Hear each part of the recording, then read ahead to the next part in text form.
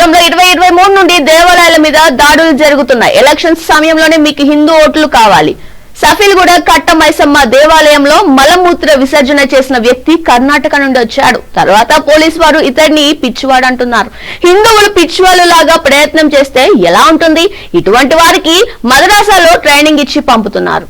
సఫిల్గూడ అమ్మవారి ముందు మలమూత్ర విసర్జన చేసిన వ్యక్తి అయిన షేక్ అల్తాఫ్ కి బెయిల్ రాకుండా చేయాల్సిన బాధ్యత పోలీస్ అధికారుల మీద ఉంది. కార్యకర్తలారా, మీరు ఏ నాయకుల మీద ఆధారపడి ఉండొద్దు. మమ్మల్ని పోలీసు వారు ప్రివెంటివ్ అరెస్ట్ చేస్తారు. మీరే ముందుకు వెళ్ళాలి. ఈ రోజు గోమాత మాంసంలో తెలంగాణ రాష్ట్రం ఒక హబ్ అయింది. ఇలాంటి అల్తాఫ్లు గుడిల ముందు ఎంతమంది పూలు పండ్లు అమ్ముతున్నారో వారిని అక్కడి నుండి పంపించి వేయండి. ఏదైనా మనం హిందువుల దగ్గర నుండే కొనాలి. కట్ట మైసమ్మ ప్రాంగణంలో అపవిత్రం జరిగింది. దానిపైన ఒక చిన్న స్టేట్మెంట్ కూడా లేదు. దురదృష్టం. రాజకీయం చెయ్యండి. ఏ విధంగా ఆ నాస్తికుడు క్రైటర్ రాజకీయం చేస్తాడు, మీరు కూడా చేయండి, నో ప్రాబ్లం. కానీ మీకు ఏ విధంగా ముస్లిం ఓటేస్తారు, అదే విధంగా హిందువులు కూడా మీకు ఓటేస్తారు. ఎక్కడైనా గుళ్ళు పైన దాడు కానీ హిందువుల పైన దాడి కానీ జరిగితే కనీసం ఒక ముఖ్యమంత్రిగా మీరు ఈ స్టేట్మెంట్ ఇవ్వాలి. అది మీ బాధ్యత. కానీ 10వ తేదీకి ఇంత అపవిత్రం జరిగింది. ఇవాళకే 4 డేస్ అయిపోయింది.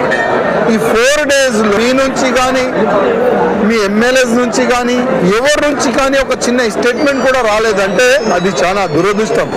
అదేవిధంగా మేము పోలీస్ అధికారులకి రిక్వెస్ట్ చేస్తున్నాము.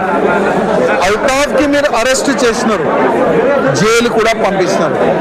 ఆయనకి ఒకవేళ బెయిల్ వస్తే మా హిందువుల చేతికి దొరికితే మళ్ళీ ఏమవుతుంది ఒక్కసారి మీరు ఆలోచన చేసుకోండి.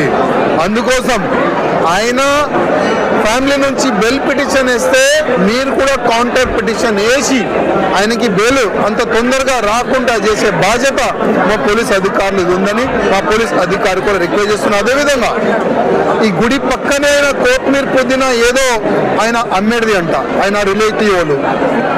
ఎక్కడ కూడా మా హిందూ గుళ్ళు ఉంటే ఆ గుడి సరౌండింగ్ కొబ్బరికాయ కానీ పూలు కానీ ఎవరైనా అమ్మేవాళ్ళు ఉంటే అది హిందువులే ఉండాలి. దానికి ప్రత్యేకంగా మా పోలీస్ అధికారులు ఐడెంటిఫై చేయండి అని మేము రిక్వెస్ట్ చేస్తున్నాం. ఎందుకంటే ఇవాళ కట్ట మైసమ్మ టార్గెట్ అయింది. గతంలో